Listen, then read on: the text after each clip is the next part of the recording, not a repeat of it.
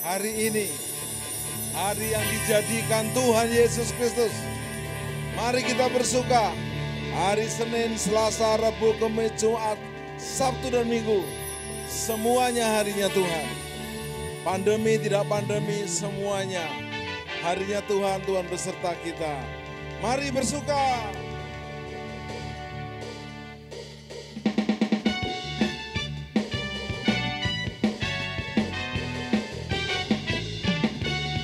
Yes, bersuka dalam Tuhan.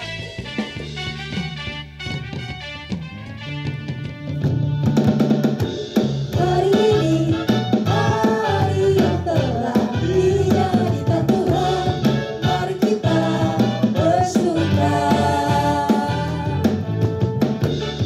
Hari ini, hari yang telah dijadikan Tuhan, mari kita bersuka. Di dalam Tuhan bersuka. Di dalam Tuhan bersuka. Bersuka dalam Tuhan, mari bersuka. Bersuka citalah. Bersuka. Bersuka dalam Tuhan, sekarang bersuka. Bersuka citalah.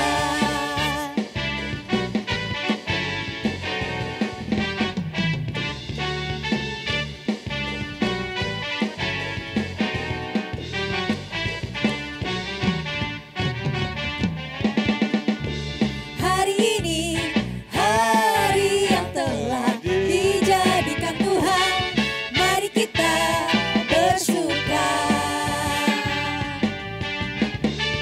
Hari ini, hari yang telah dijadikan Tuhan, mari kita bersuka. Di dalam Tuhan bersuka. Di dalam Tuhan Bersuka. bersuka. Ya. Bersuka dalam Tuhan, mari bersuka. Bersuka citalah. Bersuka. Bersuka dalam Tuhan, sekarang bersuka. Bersuka citalah. Mari terus bersuka cita. Amin. Dimanapun, kapanpun, bagaimanapun. Karena hidup ini disertai Tuhan, mari bersuka. Yes. Hari ini, hari yang telah dijadikan Tuhan, mari kita bersuka. Hari ini, hari yang telah dijadikan Tuhan, mari kita bersuka. Di dalam Tuhan bersuka. Di dalam Tuhan One, two. bersuka. Yes, bersuka. Bersuka dalam Tepuk Tuhan, tangan dengan mari sukacita. bersuka. Ya, Bersuka citalah. Bersuka. Bersuka dalam Tuhan, sekarang bersuka. Bersuka citalah. bersuka. One, two. Bersuka. Bersuka dalam Tuhan, mari bersuka. Bersuka citalah.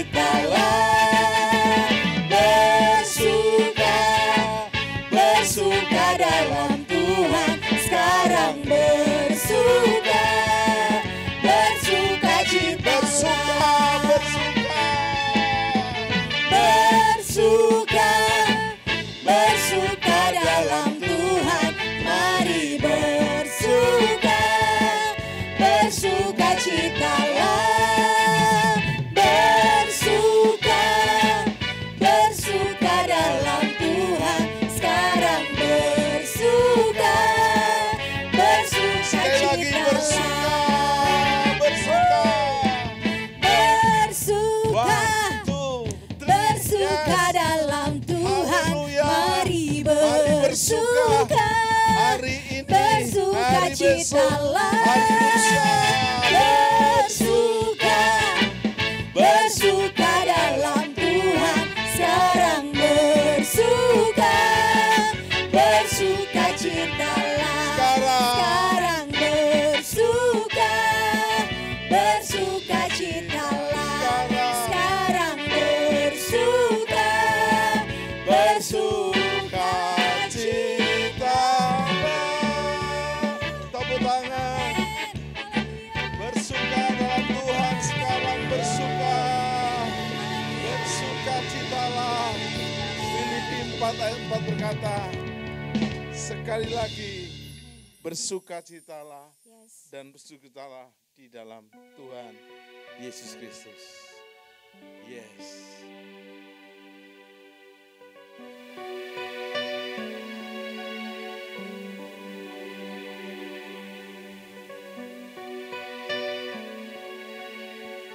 Di tanganmu ini janjiku, segenap hidupku bagimu. Kau memegang seluruh hidupku, ku milikmu selamanya.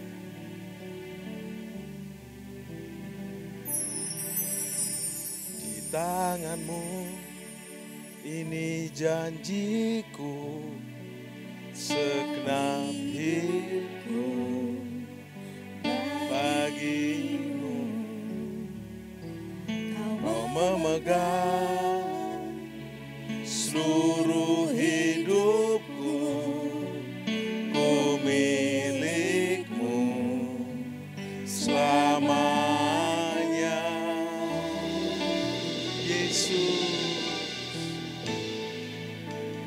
Yesus aku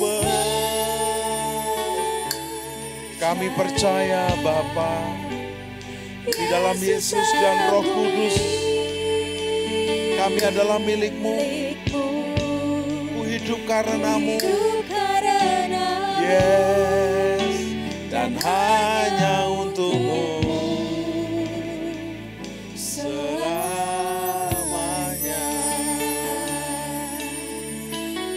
Kemanapun ku bersamamu, kemanapun ku bersamamu, lewat suka dan duka, ku mau hidup dalam jalan-Mu dan janji-Mu selamanya. Yesus, aku percaya, angkat tangan saudara bersama-sama. Yes. Yesus Aku percaya, kami percaya kepadamu Bapa, dalam Yesus dan Roh Kudus. Yes, ku hidup karenamu. Haleluya. Haleluya. Selamanya. Sementara musik menaikkan pujian ini, biarlah lagu ini bukan keluar dari mulut kita tanpa alasan apapun, tapi keluar dari mulut karena keluar dari hati kita yang terdalam. Kita berkata, di tangan-Mu ini janjiku, segenap hidupku bagimu Bapa. Kau memegang seluruh hidupku Yesus, ku milik-Mu selamanya Roh Kudus. Yes, Yesus. Yesus, aku percaya. Yesus, aku milik-Mu. Ku hidup karenamu dan hanya untuk-Mu selama-lamanya. Di tangan-Mu ini janjiku. Kita nyanyikan bersama-sama. Yes, Lord. Di tangan-Mu Kami percaya.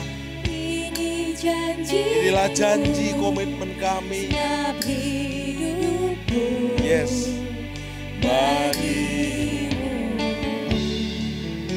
Kau memegang seluruh hidupku, ku milik-Mu selamanya. Yesus,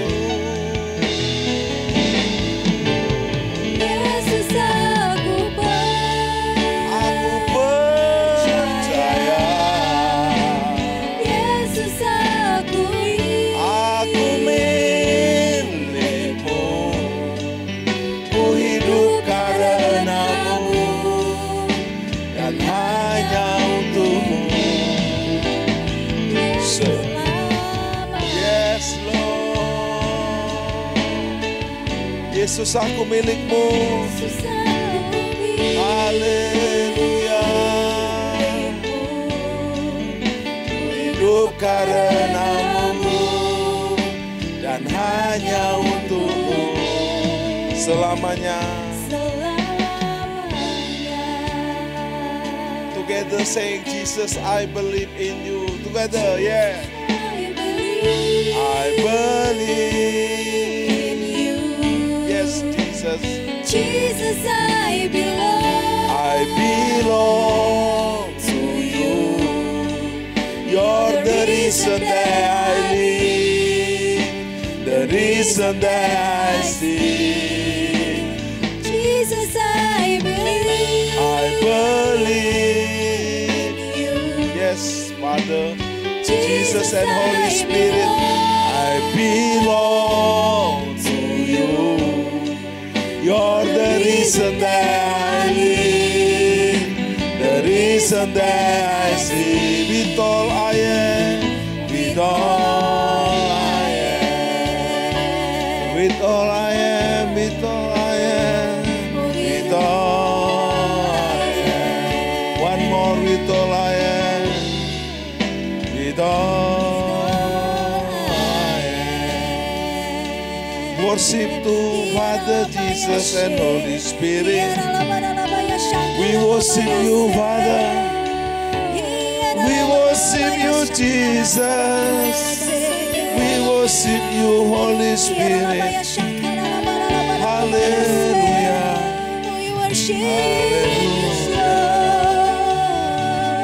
Haleluya. Kami mau lebih dalam dengan Engkau. Satu hal yang kuminta adalah makin dekat, makin erat, makin dalam dengan Engkau Bapa. Satu hal yang kurindukan ya Tuhan, selalu berada di dekatmu. Dengan segenap hati, dengan segenap jiwa, ku menanti di hadirat-Mu.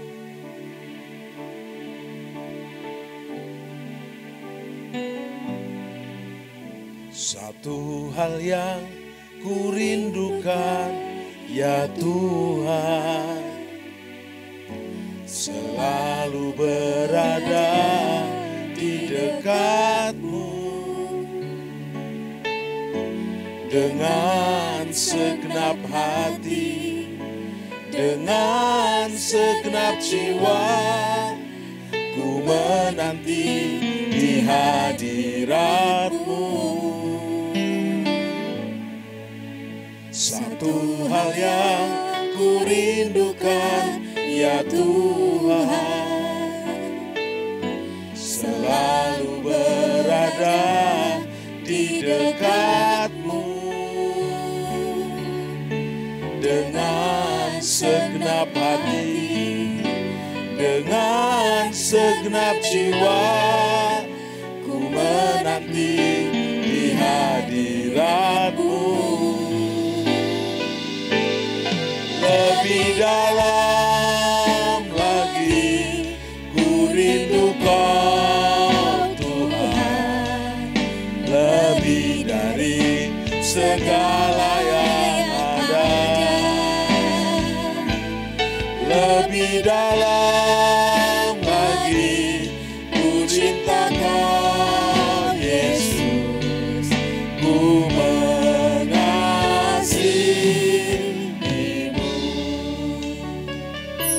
Satu hal yang ku rindukan, singer saja. Satu hal yang ku rindukan ya Tuhan, Kami seperti rusa yang haus akan sungai-Mu Bapa, selalu berada di sungai hadirat-Mu. Dengan segenap hati kami, dengan segenap jiwa kami, dengan segenap jiwa, ku menanti di hadirat-Mu. Lebih dalam, lebih dalam lagi ku rindu Kau Tuhan, lebih dari segala yang ada.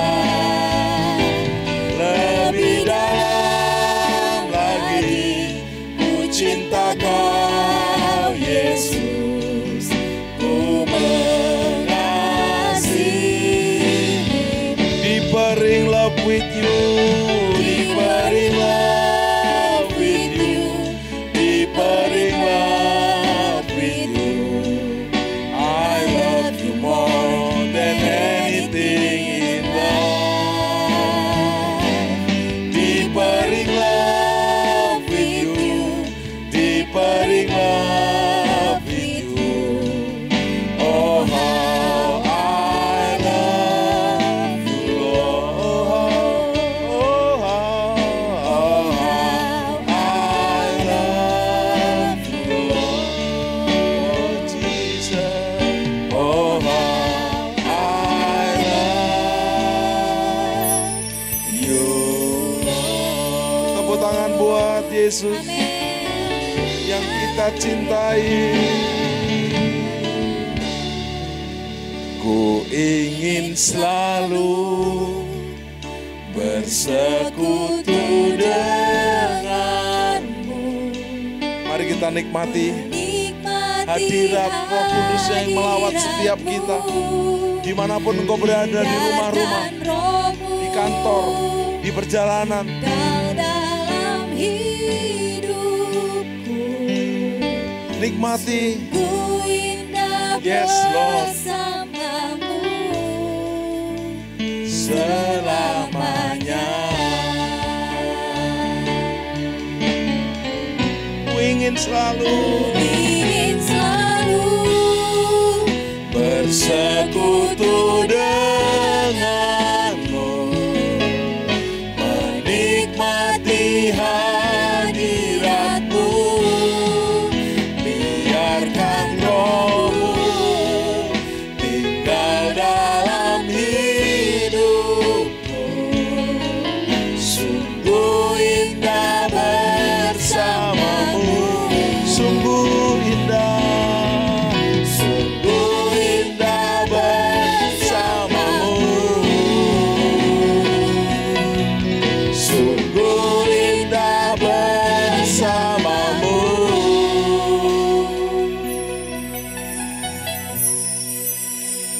Selamanya. Mari angkat pujian penyembahan. Hanya dekat Allahku, rasa tenang di hatiku. Kau sertai jalanku di sepanjang hidupku. Ku sembah Bapa, ku sembah Yesus, ku sembah Roh Kudus. Selama-lamanya, selama-lamanya. Oh, ku ingin selalu, ku ingin selalu. Yes. Bersekutu dengan, nikmati hadiratnya. Yes, Bapa, Yesus dan Roh Kudus. Kami nikmati hadirat-Mu, lawatan-Mu, bahkan firman-Mu yang akan menjamah kehadiran-Mu dalam hidup kami. Sungguh indah bersamamu, sungguh indah, sungguh indah bersamamu, sungguh indah. Bersamamu.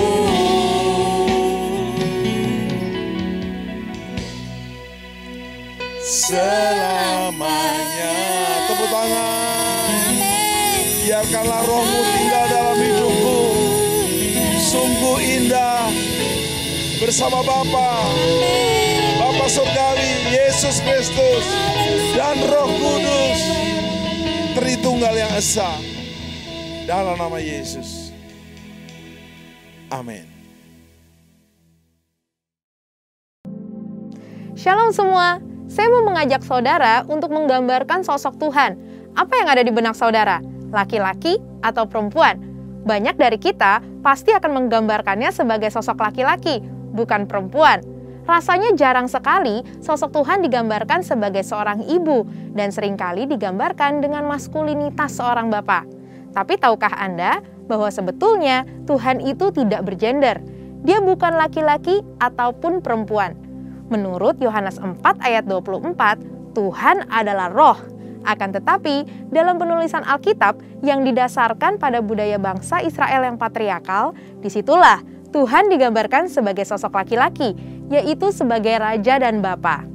Saat mengekspresikan dirinya, Yesus pun mengajarkan gerejanya sebagai mempelai wanita dan dia sebagai mempelai pria. Tujuannya adalah untuk menunjukkan bahwa Israel menyembah Allah yang benar, yang memelihara dan membela. Berbeda dari bangsa-bangsa di sekeliling mereka yang menganut kebudayaan pagan dan kebanyakan mengambil sosok dewi-dewi untuk disembah. Walaupun iman dasar kekristenan percaya bahwa Yesus adalah putra dari Allah Bapa dan ini mengandung makna maskulinitas. Akan tetapi, Tuhan juga digambarkan sebagai seorang ibu. Di dalam Yesaya 66 ayat 12-13, Tuhan berkata, "Kamu akan menyusu, akan digendong, akan dibelai-belai di pangkuan, seperti seseorang yang dihibur ibunya. Demikianlah aku ini akan menghibur kamu." Semua implikasi tersebut bukan untuk membedakan nilai, hak, dan martabat laki-laki dan perempuan. Di hadapan Tuhan, kita semua adalah setara, yaitu sebagai pembawa gambaran Tuhan. Demikian pula dalam gereja dan pelayanan. Tuhan memberi tempat kepada perempuan. Banyak contoh dalam Alkitab yang menunjukkan perempuan dihormati dan dipercaya untuk memimpin, mengajar, dan bernubuat. Dalam pelayanan Yesus, ia juga menghilangkan diskriminasi terhadap kaum perempuan dan penyalahgunaan otoritas laki-laki. Yesus menjadi sahabat perempuan dan mendorong perempuan untuk memberitakan Injil. Yesus pun memuji, membela, dan menyelamatkan perempuan yang seringkali direndahkan. Gereja kita pun konsisten mengikuti ajaran Tuhan, di mana perempuan dapat diangkat sebagai gembala, guru, worship leader, pengkhotbah, dan sebagainya. Mungkin ada yang bertanya, kemudian bagaimana dengan ayat yang tertulis dalam 1 Timotius 2 ayat 9-15 yang sepertinya mengharuskan perempuan berdiam diri, dilarang mengajar, dan tidak boleh berdandan? Perlu diketahui bahwa konteks ayat tersebut Paulus tujukan untuk mengajar jemaat Efesus yang dilanda ajaran sesat, pengaruh dari budaya paganisme setempat, di mana beberapa kaum perempuan elit yang melayani dianggap sebagai dewi dan mendominasi, mengambil alih otoritas yang merusak tatanan struktur Tuhan, bahkan mengajarkan ajaran sesat. Pada dasarnya, Rasul Paulus mendukung perempuan untuk bernubuat dan mengajar, serta menghormati dan memperhitungkan jeripaya perempuan yang melayani gereja. Jadi, kekristenan sebetulnya adalah kabar sukacita untuk kaum perempuan yang mengubah pola pikir bahwa laki-laki adalah sosok yang lebih superior. Memiliki pemahaman yang benar akan posisi Tuhan terhadap gender sangat penting untuk gerejanya, supaya perempuan tidak lagi merasa direndahkan atau merasa tidak mempunyai nilai dalam kehidupan sosial dan rohani. Mari kita pahami bersama beberapa anggapan tentang kesetaraan gender sesuai dengan firman Tuhan. Yang pertama, perlu dipahami bahwa kesetaraan bukan berarti serupa. Walaupun setara, tetapi memiliki perbedaan fungsi, tugas, dan kewajiban. Firman Tuhan mengajarkan melalui ketritunggalan Allah. Secara esensi, tiga pribadi ini adalah Allah sendiri, namun memiliki fungsi masing-masing. Seperti dalam karya keselamatan, Bapa berfungsi untuk merencanakan keselamatan. Anak melaksanakannya melalui salib dan kebangkitannya, dan Roh Kudus mewujudkannya melalui kelahiran baru. Begitupun dengan kesetaraan laki-laki dan perempuan. Walaupun memiliki hak manusiawi yang sama, namun memiliki fungsi dan kewajiban yang berbeda, khususnya dalam pernikahan. Laki-laki dengan maskulinitasnya sebagai kepala yang berkewajiban memenuhi kebutuhan keluarga dan memberi perlindungan.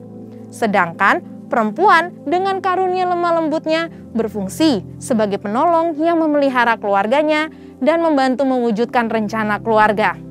Yang kedua, pahami bahwa penundukan diri tidak menjadi tanda nilai status yang lebih rendah. Umumnya, dunia memiliki pemahaman ketika seseorang tunduk pada otoritas yang lebih tinggi, artinya orang tersebut punya nilai status lebih rendah.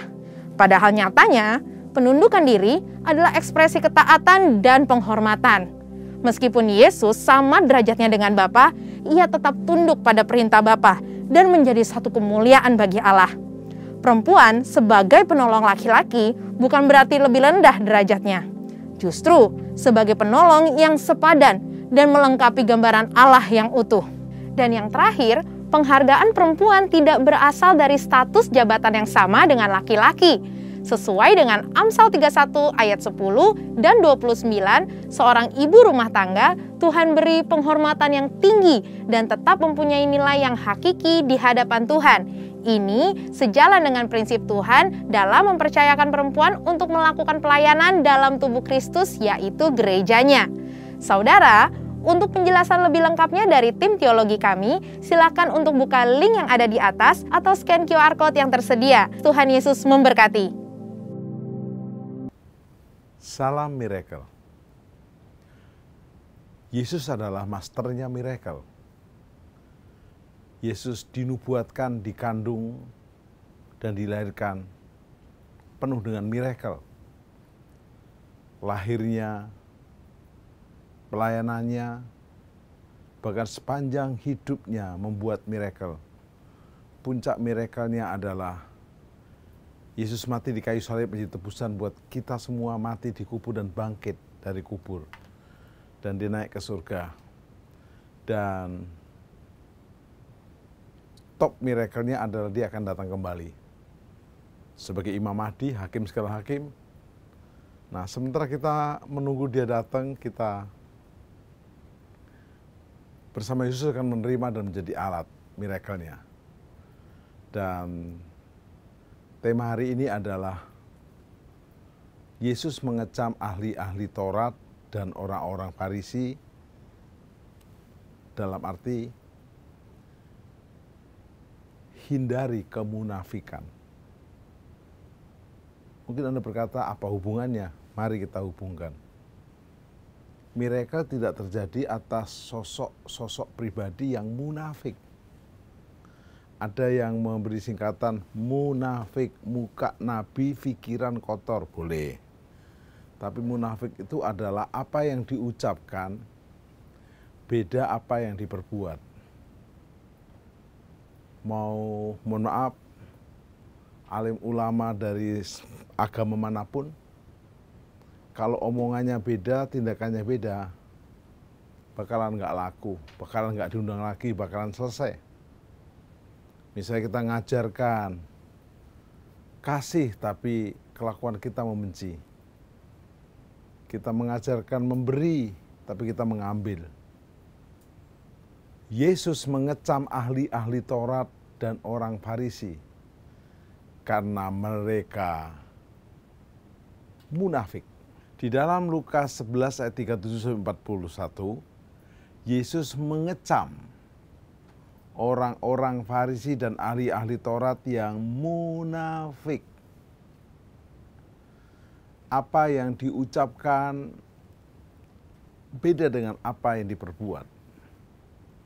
Ini namanya double pribadi. Dan itu bahaya. Kalau jadi suami double pribadi. Akhirnya double, mohon maaf, yang lain-lain. Bahkan ada yang triple, kuartet, dan seterusnya. Yesus berkata dengan tegas, celakalah orang-orang Farisi yang munafik dan orang-orang yang mencontoh munafiknya sang Farisi.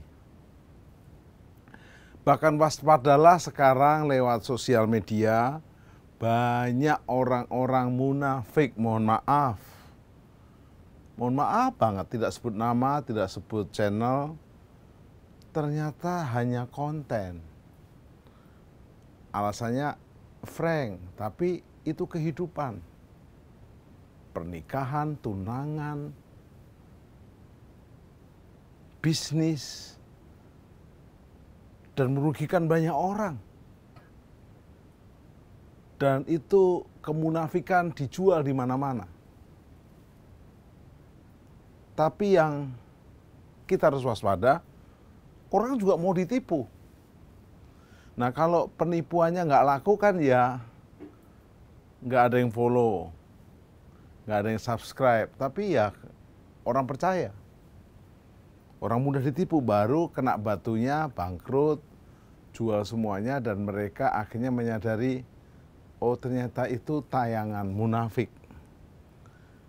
Bahkan sekarang bukan hanya dalam pertandingan sepak bola, perang antar negara pun dimulai dengan perang kemunafikan. Sebelum kita bongkar apa itu munafik, ternyata orang Farisi dan ahli Taurat itu juga punya kelebihan dan kekuatan. Ahli-ahli Taurat itu punya kelebihan bahwa mereka mengajarkan hukum dengan piau. Bahkan mereka membuat 613 peraturan Taurat. Cara makan, cara tidur, cara pergi, duduk, berdiri. Tetapi kelebihannya itu tidak sebanding dengan kekurangannya. Ternyata mereka hanya bisa ngajar, tapi dia sendiri mohon maaf kurang ajar. Tidak melakukannya. Contoh, mereka mengajarkan tentang mengasihi Tuhan dan mengasihi sesama. Tetapi waktu mereka mengadili seseorang, mereka pilih kasih. Waktu ada perempuan yang berzina dibawa kepada Yesus, itu yang dibawa si perempuannya, si lakinya enggak. Kayaknya temennya kali. Lah apakah si wanita itu berzina sendirian? Tentu ada yang lakinya. Bahkan waktu mengadili Paulus, imam menyuruh memukul dan seterusnya. Memenjarakan dan seterusnya. Dengan dalih untuk kebenaran, padahal kebenaran tidak mengizinkan memukul seseorang. Ahli Taurat mengajar hukum, mereka disebut sebagai kelompok-kelompok yang mempelajari dan mendalimi hukum. Bahkan mereka ditugaskan untuk menafsirkan hukum-hukum. Ahli Taurat yang paling terkenal adalah Hillel dan Samal pada zaman Herodes Agung. Namun mohon maaf, mereka suka disebut rabi, guru, tapi kelakuannya tidak bisa digugu dan tidak bisa ditiru. Sobat Miracle, dalam Injil Lukas 11 ayat 53 mencatat, dan setelah Yesus mengecam ahli Taurat dan orang Farisi untuk mereka sadar, jangan terus hanya mengajar hukum, mengajar kebenaran, tapi kelakuannya tidak benar, kelakuannya tidak sesuai dengan hukum. Dan setelah Yesus berangkat dari tempat itu, ahli-ahli Taurat dan orang-orang Farisi itu terus-menerus mengintai Yesus dan membanjiri Yesus dengan rupa-rupa soal pertanyaan. Mereka menunjukkan mereka menguasai hukum. Guru, kata mereka, kalau ada seorang pria menikah dengan wanita, lalu pria ini, si sulung ini akhirnya meninggal, menurut hukum adiknya yang akan menggantikan. Oke, adik yang menggantikan ini meninggal lagi, adiknya lagi, meninggal lagi, sampai si bungsu. Nanti di kekekalan, di akhirat nanti siapa jadi suaminya? Yesus menegur mereka begini, kamu sesat karena tidak tahu kitab suci.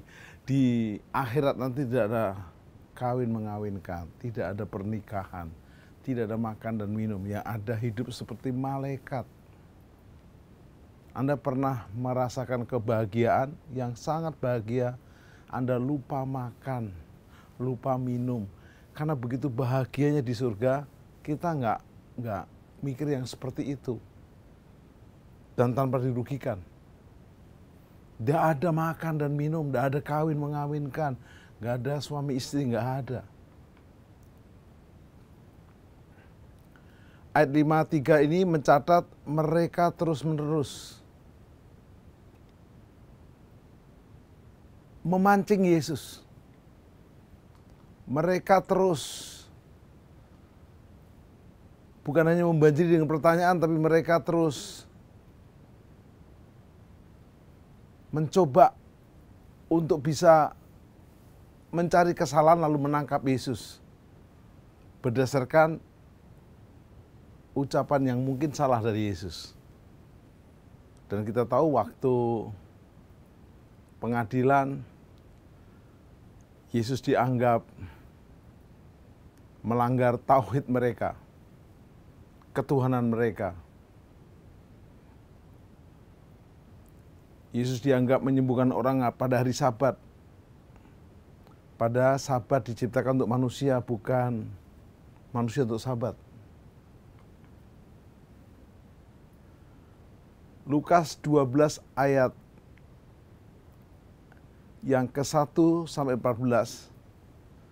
Yesus kembali mengingatkan kepada murid-muridnya, hati-hati, waspada terhadap ragi Farisi dan Saduki. Seperti kita tahu, adonan roti itu bisa berubah oleh ragi. Jadi kemunafikan mereka bisa menyebar. Dan lihat, mereka-mereka yang sudah ditangkap sekarang dulu collab, bikin konten ini, konten itu, dan orang kelihatannya happy. Dan yang follow juga banyak, tapi kenyataannya ujungnya adalah kebohongan. Pemalsuan bahkan penipuan. Mari hari-hari ini saya dan saudara waspada terhadap orang-orang yang sombong dan munafik. Ciri-cirinya adalah suka mendengarkan musik rohani, tapi tidak suka menyembah. Rajin beribadah, tetapi tidak melakukan firman. Sibuk dengan aktivitas pelayanan, tetapi tidak ada kasih yang nyata. Hanya kasih yang demi konten tadi itu. Di depan banyak orang seolah-olah bermartabat. Beribadah di jalan-jalan, doanya panjang-panjang, isinya nggak ada. Dan mereka suka membenci, tidak mau mengampuni, tidak mau berdamai. Bapak Ibu, kita manusia nggak ada yang sempurna. Dan Yesus dalam Matius 23 memberi teguran yang sangat-sangat keras, ayat 27. Celakalah kamu, hai ahli-ahli Taurat dan orang-orang Farisi. Kamu seperti kuburan yang luarnya putih bersih, tetapi dalamnya adalah tulang-tulang. Ini yang membuat orang-orang Farisi betul-betul tersinggung dan marah, dan bahkan mencoba menangkap Yesus. Mereka akhirnya cari dalih.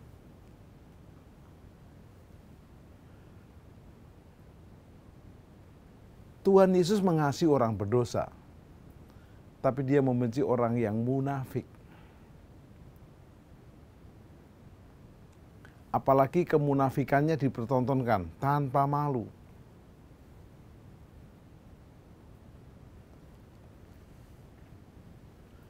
Seperti yang kita tahu, akhirnya ahli Taurat, Farisi, Saduki menggalang kekuatan untuk memojokkan Yesus. Mereka akhirnya kong kali kong, kongsian sama Yudas, salah satu murid Yesus yang kecewa dan memang berniat untuk berkhianat, menjual Yesus dengan 30 keping perak. Dan mereka menangkap Yesus. Yesus berkata, saya setiap saat ada di bait suci, kenapa kamu enggak selesaikan dengan dewasa dan gentleman? Kenapa kamu bawa obor malam-malam datang? Bahkan Yudas mencoba mencium Yesus, lalu menunjukkan itu yang kucium, itu guruku. Karena mereka bingung mana. Mereka membawa tentara-tentara Romawi, tentara penjajah waktu itu untuk menangkap Yesus. Sempat Petrus mengamuk sehingga ada hamba perwira tentara Romawi yang terpotong telinganya sama Yesus, sarungkan pedangmu Petrus. Telinganya dikembalikan, tapi mereka nggak ngeh juga, tetap Yesus ditangkap. Seperti kita tahu, akhirnya Yudas pun tidak dapat 30 keping peraknya, dia menyesal juga tapi tidak bertobat. Uangnya dibuang, diberikan tanah Hakaldama, namanya tanah darah, dan Yudas akhirnya gantung diri. Bagaimana dengan Yesus dan orang Farisi? Yesus dibawa ke pengadilan dunia, ke Pilatus. Dan Pilatus tidak menemukan kesalahan yang berarti dari Yesus. Tapi mereka pakai kekuatan massa, akar rumput. Kalau kau membela ini, kau bukan sahabat kaisar. Karena orang ini berkata, Yesus adalah raja. Berarti dia menentang kaisar, diada-adakan. Yesus bukan raja di bumi, dia raja kekekalan. Lalu Pilatus sempat berkata, setiap Paskah kalian membebaskan satu orang tawanan. Di sini ada Barabas dan ada Yesus. Mana yang kalian akan lepaskan? Mereka mempengaruhi orang banyak dengan kekuatan massa. Bebaskan Barabas, salibkan Yesus. Anda tahu mereka menyalibkan bukan karena kesalahan yang fundamental. Mereka benci, iri, dasar orang munafik. Saya nggak bilang bahwa saudara dan saya persis mereka, tetapi terkadang di dalam diri kita sebagai manusia yang masih hidup di dunia, kita ada bibit-bibit munafik. Kita akan naikkan pujian ini, dan saya percaya saudara akan menikmati lawatannya dengan pujian ini. Biarlah pujian ini boleh menyentuh setiap hati kita untuk kita minta hati yang bukan munafik, mulut yang bukan munafik, dan hidup yang bukan munafik. Sucikan dan kuduskan hati ini. Sucikan dan kuduskan hati ini untuk layak menghadap hadirat-Mu. Tubuh jiwa rohku kuserahkan padamu, ku menyembah-Mu. Tinggikan nama-Mu ya Tuhan, mulialah nama-Mu ya Tuhan. Tiada lain seperti Engkau ya Allahku, besar kuasa-Mu. Tiada lain seperti Engkau ya Allahku, besar kuasa-Mu. Biarlah Lirik lagu ini menyadarkan kita, sucikan dan kuduskan hati ini untuk layak menghadap hadirat-Mu. Bapak Ibu Saudara, kita mungkin bisa menipu orang lain. Bahkan mohon maaf, menipu pemimpin rohani kita, pendeta kita, gembala kita. Menipu istri atau suami kita, bahkan menipu keluarga kita, menipu rekan bisnis kita, menipu teman kita.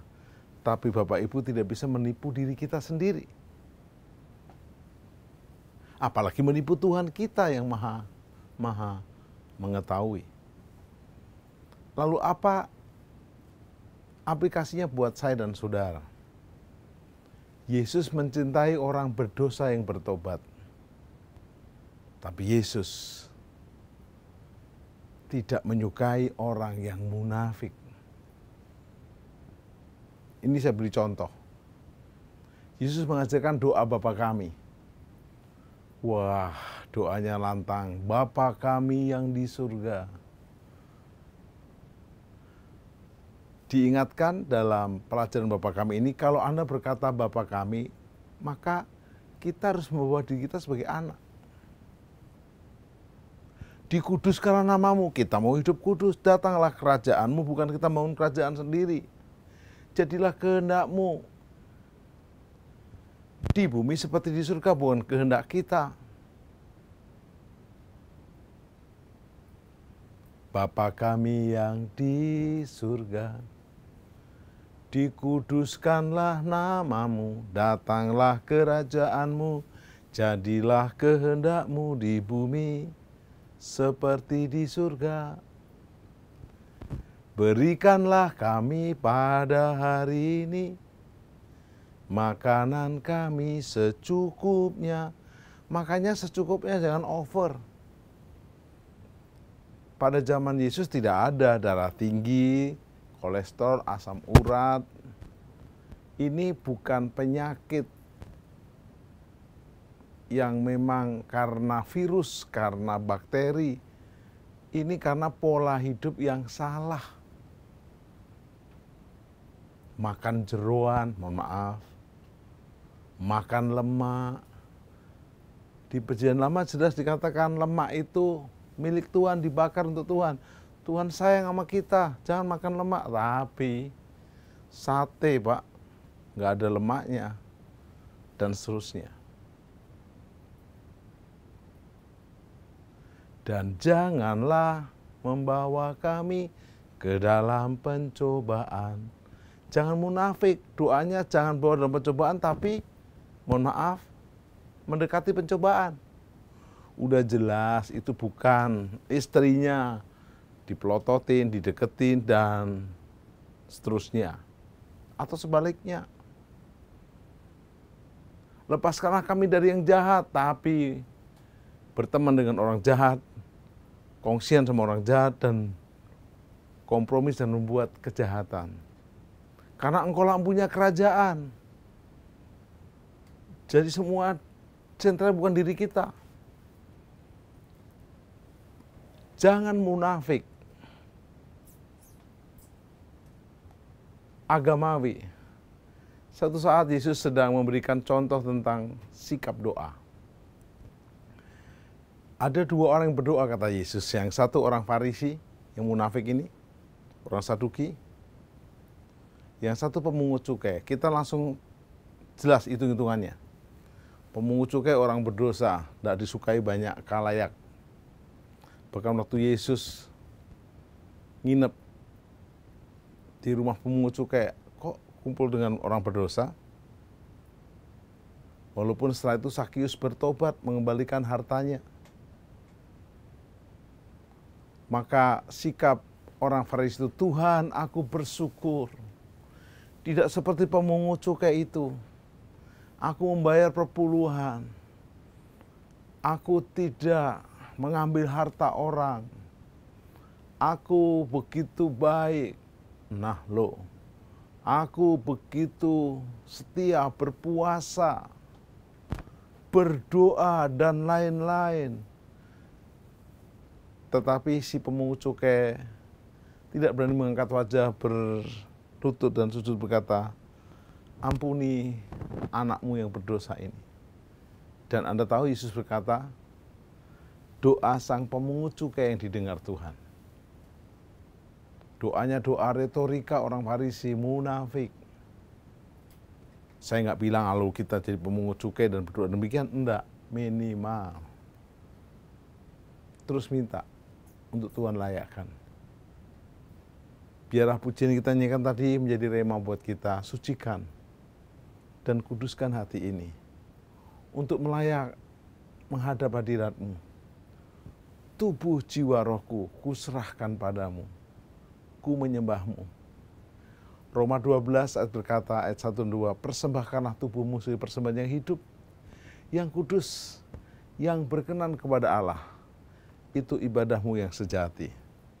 Kembali ke Farisi. Farisi menangkap Yesus, menyiksa, Yesus disalibkan, dan akhirnya Yesus mati. Mereka coba membungkam kebenaran, mematikan sebuah pengharapan. Seolah-olah mati sudah gurumu, Yesusmu. Tapi mereka lupa, Yesus berkuasa atas maut. Hari ketiga Yesus bangkit. Yesus menyatakan diri 10 kali pertemuan kepada murid-muridnya. Selama 40 hari. Sehingga murid-muridnya dikuatkan. Baru Yesus akhirnya naik ke surga. Dan Yesus berkata, karena itu pergilah. Jadikanlah semua bangsa muridku dan baptislah mereka dalam nama Bapa dan Anak dan Roh Kudus dan ajarlah mereka. Yang diajarkan jangan munafik. Tuhan mengasihi orang berdosa yang bertobat. Tapi Tuhan tidak menyukai orang yang munafik. Sok agamawi, sok beribadah, sok mengajar hukum, kelakuannya tidak sesuai dengan apa yang diajarkan. Minimal, mungkin kita tidak bisa membuat dunia ini berhenti dari karakter munafiknya. Tapi mulai dengan diri kita termasuk saya. Berhenti munafik, hindari kemunafikan, datang dengan penuh kejujuran. Ini aku Tuhan. Biarlah Kau mengampuni dosaku, pelanggaranku, dan kami siap menjadikan Kau juru selamat dan Tuhanku, dan aku dan si rumahku diselamatkan karena Yesus adalah jalan, kebenaran, dan hidup. Ingat, belum terlambat. Saat Anda mendengar firman-Nya ini, Yesus adalah jalan buat kita. Yesus adalah kebenaran buat kita dan Yesus adalah kehidupan. Mari kita berdoa. Sempurnakan firman miracle-Mu ini. Beberapa mereka mengikuti program ini dalam keadaan sakit. Biar mereka lebih dulu disembuhkan secara hati dan hidup rohani mereka untuk mereka berhenti munafik, menghindari kemunafikan, dan hidupnya diperbarui. Dosa mereka Engkau ampuni, mereka disembuhkan, dan mereka mengiring Engkau sebagai juru selamat dan Tuhan. Sehingga kami dan seisi rumah kami diselamatkan. Berkat Allah Bapa, berkat Yesus Kristus, berkat Roh Kudus menyertai kami semua mulai hari ini. Sampai rapture Yesus datang di awan-awan permai. Sampai selama-lamanya. Dalam nama Yesus. Amin. Salam miracle. Deklarasi iman Mazmur 91 dalam lindungan Allah. Orang yang duduk dalam lindungan yang maha tinggi dan bermalam dalam naungan yang maha kuasa akan berkata kepada Tuhan, tempat perlindunganku dan kubu pertahananku, Allahku yang kupercayai. Sungguh, dialah yang akan melepaskan engkau dari jerat penangkap burung, dari penyakit sampar yang busuk. Dengan kepaknya ia akan menudungi engkau, di bawah sayapnya engkau akan berlindung. Kesetiaannya ialah perisai dan pagar tembok. Engkau tak usah takut terhadap kedahsyatan malam, terhadap panah yang terbang di waktu siang, terhadap penyakit sampar yang berjalan di dalam gelap, terhadap penyakit menular yang mengamuk di waktu petang. Walau 1.000 orang rebah di sisimu, dan 10.000 rebah di sebelah kananmu, tetapi itu tidak akan menimpamu. Engkau hanya menontonnya dengan matamu sendiri, dan melihat pembalasan terhadap orang-orang fasik. Sebab Tuhan ialah tempat perlindunganmu, yang maha tinggi telah kau buat tempat perteduhanmu. Malapetaka tidak akan menimpa kamu, dan tulah tidak akan mendekat kepada kemahmu. Sebab malaikat-malaikatnya akan diperintahkannya kepadamu untuk menjaga engkau di segala jalanmu.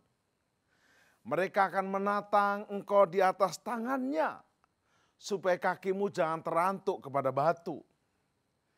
Singa dan ular tedung akan kau langkai. Engkau akan menginjak anak singa dan ular naga. Sungguh hatinya melekat kepadaku, maka aku akan meluputkannya. Aku akan membentenginya, sebab ia mengenal namaku. Bila ia berseru kepadaku, aku akan menjawab. Aku akan menyertai dia dalam kesesakan. Aku akan meluputkannya dan memuliakannya. Dengan panjang umur akan kukenyangkan dia, dan akan kuperlihatkan kepadanya keselamatan daripadaku. Mazmur 91, dalam lindungan Allah, Bapa Surgawi, Yesus Kristus, dan Roh Kudus.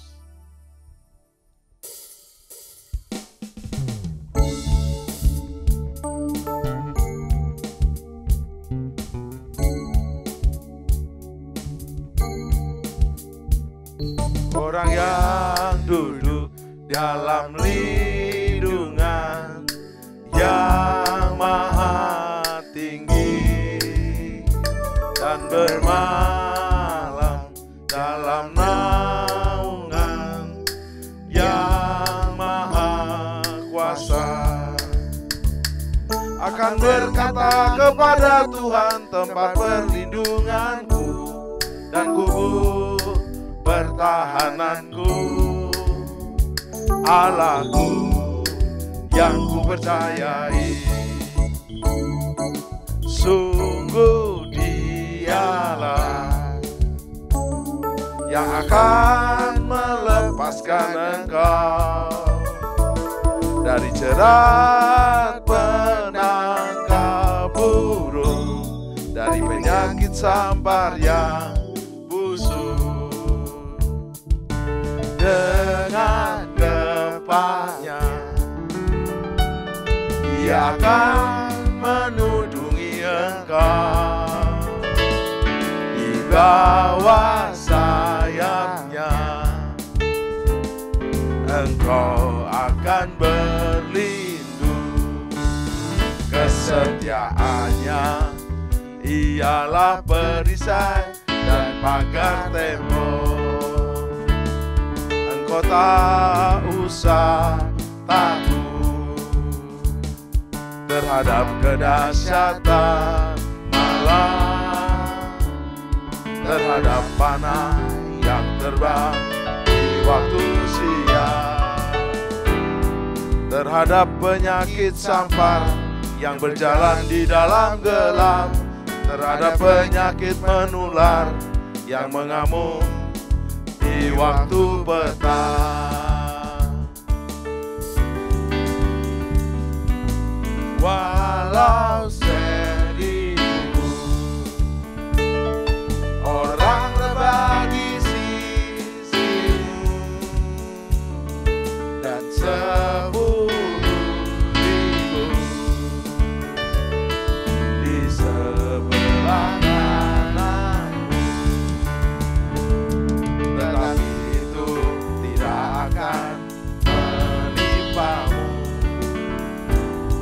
Engkau hanya menontonnya dengan matamu sendiri,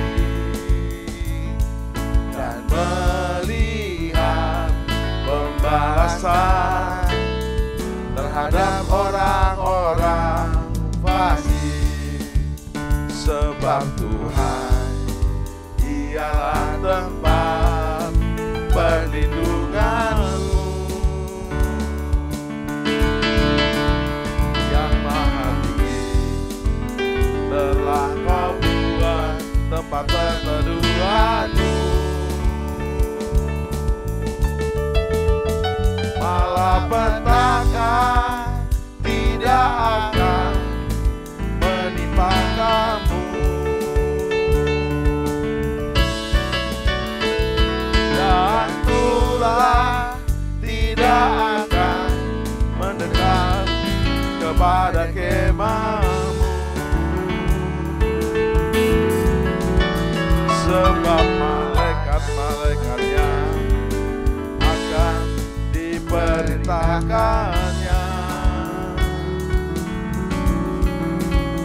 kepadamu untuk menjaga engkau di segala jalanmu. Mereka akan menatang engkau di atas tangannya, supaya kakimu jangan terantuk kepada batu. Singa dan ular teduh akan kau langkahi, engkau akan menginjak anak singa dan ular naga. Sungguh hatinya melekat kepadaku, maka aku akan meluputkannya. Aku akan membentenginya, sebab Dia mengenal namaku. Bila Ia berseru kepadaku, aku akan menjawab. Aku akan menyertai Dia dalam kesesakan. Aku akan meluputkannya dan memuliakannya. Dengan panjang umur akan ku kenyangkan Dia, dan akan ku perlihatkan kepadanya, yes, keselamatan